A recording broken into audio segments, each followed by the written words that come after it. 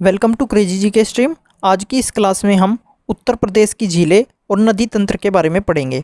तो चलिए आज की क्लास को शुरू करते हैं और सबसे पहले हम उत्तर प्रदेश की झीलों के बारे में पढ़ेंगे। तो देखिए, उत्तर प्रदेश में झीलों का अभाव है, यानी उत्तर प्रदेश में कम ही झीलें हैं, लेकिन भूगर्भिक हलचलों से, गड्ढों के जल प्लावित होने से और नदियों के मोड़ों से निर्मित गोखुर झीलें यहाँ पर देखने को मिलती है। यानी जब भूगर्भिक हलचलें होती है तो वहाँ पर गड्ढे बन जाते हैं और वे गड्ढे जब जल से भर जाते हैं तो वो झील बन जाती है। इस तरह की झील यहाँ पर देखने को मिलती है। और साथ ही जब नदी सर्प के आकार में बहती है तो उससे गोखुर झीलें, यानी कि गाय के खुर जैसी कुछ इस तरह की झीलों का निर्माण होता है जो बिल्कुल गाय के खुर जैसी दिखती है, तो इन्हें बोला जाता है गोखुर झीलें। अब देखिए, उत्तर प्रदेश में प्रमुख झीलें कौन कौन सी है उनके बारे में एक बार हम पढ़ेंगे।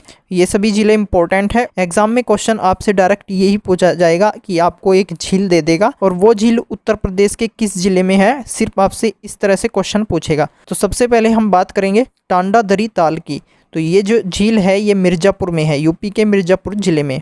उसके बाद है भोगे ताल व विसेथा ताल, ये है रायबरेली में। लिलोर झील बरेली में। बेती, अजगरा व नैया झील प्रतापगढ़ में। कुंदरा समुद्र उन्नाव में। रामगढ़ ताल गोरखपुर। बखीरा झील संत कबीर नगर, इम्पोर्टेंट है। करेला व इतोजा झील लखनऊ। बड़ा ताल जो कि एक गोखुर झील है, शाहजहाँपुर में है। सिरसी जलाशय मिर्जापुर। मोती व गौर झील रामपुर। शुक्रताल झील मुजफ्फरनगर। मोराई ताल फतेहपुर। कीमत ताल आगरा। गोविंद बल्लभ पंत सागर जो कि एक कृत्रिम झील है, सोनभद्र में है। अलवारा झील जिसमें विदेशी पक्षी आते हैं वो है कौशाम्बी में। औंधी ताल वाराणसी। राजा का बांध सुल्तानपुर। लोंधी व भोजपुर ताल सुल्तानपुर। दरवन झील फैजाबाद। बल्हापारा कानपुर। बरुआ सागर व भसने जलाशय झांसी। लक्ष्मी ताल झांसी। मदन सागर महोबा। दहर झील हरदोई। नौ झील मथुरा। राधा व श्याम कुंड गोवर्धन मथुरा में। मानसी गंगा कुंड गोवर्धन मथुरा में। फुल्लर झील पीलीभीत। देवरिया ताल कन्नौज में। और जिरगो जलाशय मिर्जापुर में है। तो ये सभी झीलें इंपॉर्टेंट है, आपको याद रखनी है।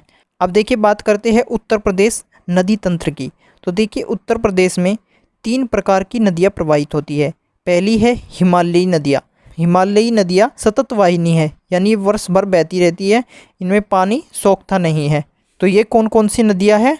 गंगा, यमुना, रामगंगा, घाघरा, रोहिणी, राप्ती और गंडक नदी। ये सभी नदियाँ हिमालयी नदियाँ हैं, आपको याद रखना है। उसके बाद है मैदानी नदियाँ। इसमें कौन कौन सी नदियाँ आती हैं? गोमती, सई नदी और वरुणा नदी, ये तीनों मैदानी नदी है। उसके बाद है हमारी पठारी नदियाँ। तो ये कौन कौन सी है? चंबल, सिंध, बेतवा, केन, सोन, बाघिन, टोंस, रिहंद और कन्नार नदी, ये सभी पठारी नदियाँ हैं। अब बात करते हैं इसमें गंगा नदी की। तो काफ़ी ज़्यादा इंपॉर्टेंट है गंगा नदी। तो देखिए, यूपी की ये सबसे लंबी नदी है। तो अगर मैं आपसे पूछूं कि यूपी की सबसे लंबी नदी कौन सी है, तो गंगा नदी यूपी में प्रवाहित होने वाली सबसे लंबी नदी है। उत्तर प्रदेश में इसकी लंबाई की बात करें तो उत्तर प्रदेश में इसकी लंबाई है 1450 किलोमीटर।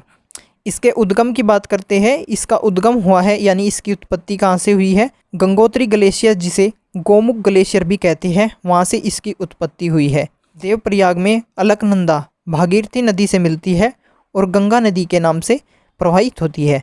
अब देखिए, देवप्रयाग में जो अलकनंदा नदी है वो भागीरथी नदी से मिल जाती है और उसके बाद जो नदी बहती है मिल करके उसे बोला जाता है गंगा नदी, यानी यहाँ से गंगा नदी के नाम से प्रवाहित होती है। गंगा नदी हरिद्वार में मैदान में प्रवेश करती है। तो इससे पहले जो गंगा नदी है वो पर्वतों में बहती है और उसके बाद मैदान में प्रवेश करती है। गंगा नदी के अन्य नाम हैं भागीरथी, पद्मा, जाह्नवी और देव नदी। ये चारों नाम गंगा नदी के नाम हैं।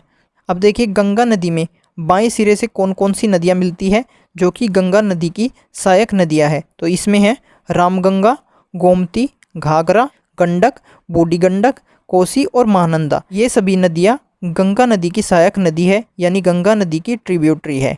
उसके बाद दाएं सिरे से मिलने वाली कौन कौन सी नदियाँ हैं? तो यमुना, सोन, टोंस, फल्गु नदी, ये सभी नदियाँ गंगा में दाहिने सिरे से मिलने वाली नदियाँ हैं। गंगा नदी वृहद हिमालय, जिसे ग्रेट हिमालय भी कहते हैं। गंगा नदी ग्रेट हिमालय, मध्य हिमालय और शिवालिक हिमालय तीनों श्रेणियों को काटते हुए बहती है। उसके बाद गंगा नदी बिजनौर जिले में यूपी में प्रवेश करती है। तो काफ़ी ज़्यादा इम्पोर्टेंट है कि गंगा नदी यूपी में किस जिले से प्रवेश करती है। तो यूपी में ये प्रवेश करती है बिजनौर जिले से। यह उत्तर प्रदेश के 28 जिलों से होकर बहती है। तो गंगा नदी उत्तर प्रदेश के कितने जिलों से होकर बहती है? 28 जिलों से होकर बहती है। अब देखिए गंगा नदी के किनारे कुछ शहर बसे हुए हैं यूपी के। वे कौन कौन से शहर हैं?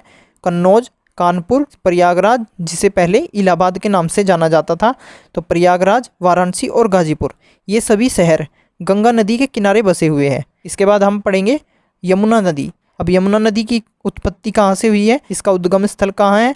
तो बंदरपूंछ के पश्चिमी ढाल पर स्थित यमुनोत्री जो ग्लेशियर है उत्तरकाशी में, वहाँ से इसकी उत्पत्ति हुई है।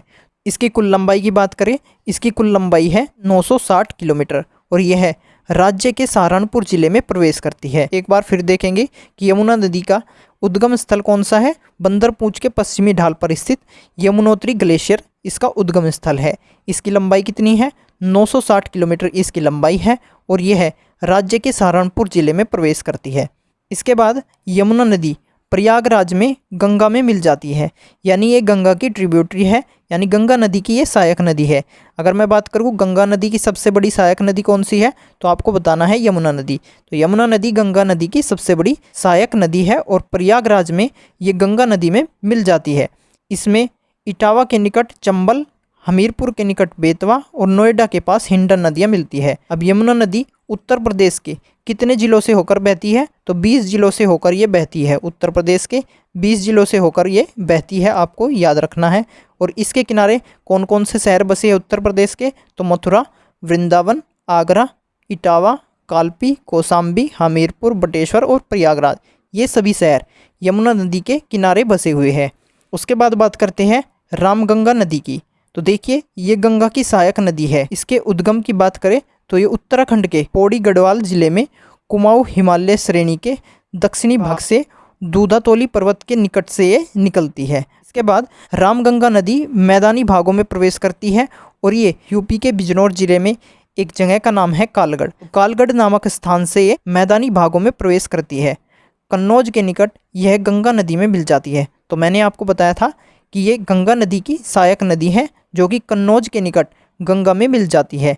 इस नदी का प्रयोग सिंचाई हेतु अधिक नहीं हो पाता है क्योंकि इसका मार्ग अनिश्चित और परिवर्तनशील है, यानी ये नदी अपना मार्ग बदलती रहती है, इसलिए इस नदी का प्रयोग सिंचाई हेतु अधिक नहीं हो पाया है। इसकी सहायक नदी की बात करें तो इसकी सहायक नदी है गंगन, अरिल और को नदी।